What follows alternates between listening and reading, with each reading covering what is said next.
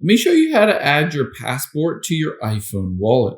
Your passport and ID are encrypted and not shared with Apple. Now, first you need to make sure that you've updated your iPhone to the latest version. This is only available in iOS 26, so just update your phone to the latest version.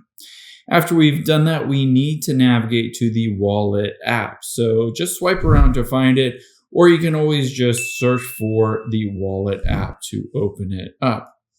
Now you'll be able to see all of the cards that you have currently added, and a new feature is that you can have a passport on here.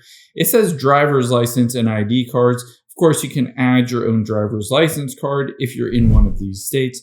But within the United States, you can set up a digital ID. And it says use your US passport to create a digital ID that can be used to book flights, hotels, pass through TSA, etc.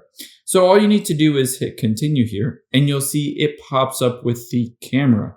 Essentially, all you're going to do is have that passport right in front of you, and you're going to take a photo of this page on your passport. You can see this is just an example for Michelle Obama.